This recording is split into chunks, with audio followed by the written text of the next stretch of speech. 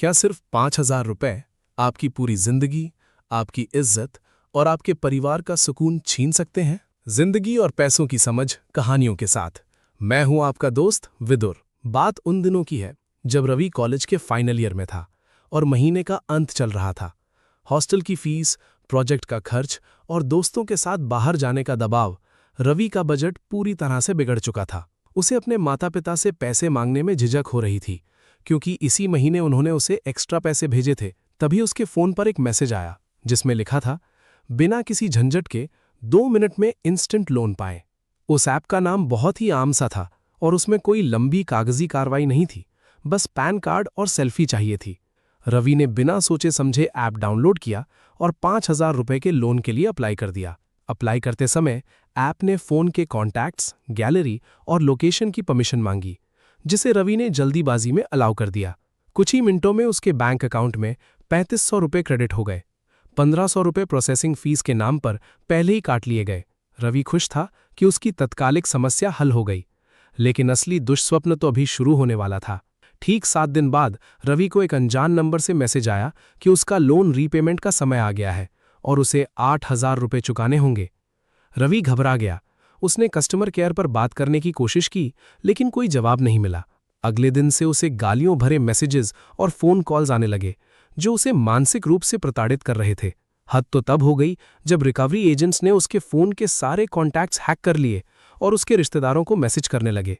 उन्होंने एक मॉफ्ट फोटो भी बनाई और धमकी दी कि अगर पैसे नहीं मिले तो इसे उसके कॉलेज के सभी दोस्तों और परिवार वालों को भेज देंगे। रवि डर के मारे टूट चुका था।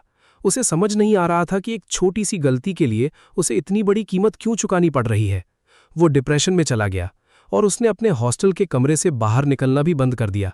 एक दिन जब वो अपनी जान देने जैसा गलत कदम उठाने की सोच रहा था, तभी उसकी मुलाकात मुझसे हुई। मैंने उसकी पूरी बात शांति से सुनी और उसे समझाया कि ये कोई लीगल कंपनी नहीं है, बल्कि ये डिजिटल युग के नए रंगदारी वसूलने वाले गुंडे हैं। ये अनरजिस्टर्ड इंस्टेंट लोन ऐप्स जानबूझकर आपको अपने जाल में फंसाते हैं, ताकि वो आपके डेटा का इस्तेमाल करके आपको ब्लैकमेल कर सकें। मैंने रवि को बताया कि डरने की बजाय हमें तुरंत साइबर पुलिस स्टेशन में इस फ्रॉड की शिकायत दर्ज करवानी चाहिए। हमने सारे ब्लैकमेलिंग मैसेजेस के स्क्रीनशॉट्स लिए, ऐप की डिटेल्स निकाली और national cyber crime reporting portal पर एक पक्की कंप्लेन दर्ज कराई। साथ ही हमने रवि के सोशल मीडिया पर एक पोस्ट भी डाल दी कि उसका फोन हैक हो गया है और कोई भी अजीब मैसेज आए तो उसे इग्नोर करें। पुलिस की मदद से उन रिकवरी एजेंट्स के नंबर ब्लॉक किए गए और धीरे धीरे रवि की जिंदगी पटरी पर लौटने लगी। इस कहानी से हमें क्या सीखना चाहिए, ये समझना आज के समय में बहुत ज़्यादा ज़रूरी हो गया है। डिजिटल लोन की दुनिया में एक बड़ा सच ये है कि जो चीज़ जितनी आसानी से मिलती है, उसकी कीमत उतनी ही ज़्यादा चुकानी पड़ती है। आरबीआई से मान्यता प्राप्त बैंक या एनबीएफसी कभी भी 7 दिन के लिए लोन नहीं देते और ना ही आपके कॉन्टैक्ट्स को ब्लैकमेल करते हैं। जब भी आप कोई नया लोन ऐप डाउनलोड करते हैं, तो वो आपके फ़ोन की पूरी जन्म कुंडली अपने सर्वर पर सेव कर लेता है। ये चाइनीज़ और अनरजिस्टर्ड ऐप्स आपकी मजबूरी का फ़ायदा उठाकर आपको एक ऐसे चक्रव्यूह में फंसाते हैं जहां से निकलना नामुमकिन सा लगता है।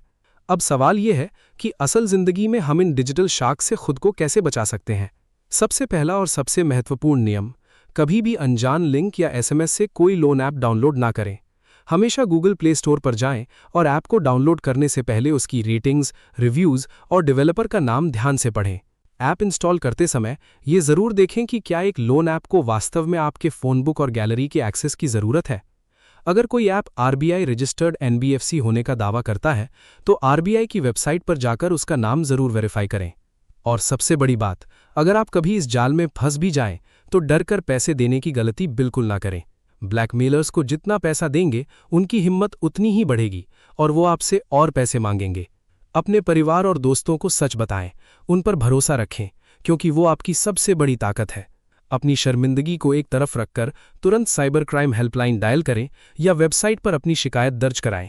पैसा सिर्फ एक साधन है, यह आपकी जिंदगी और आपकी मानसिक शांति से बढ़कर कभी नहीं।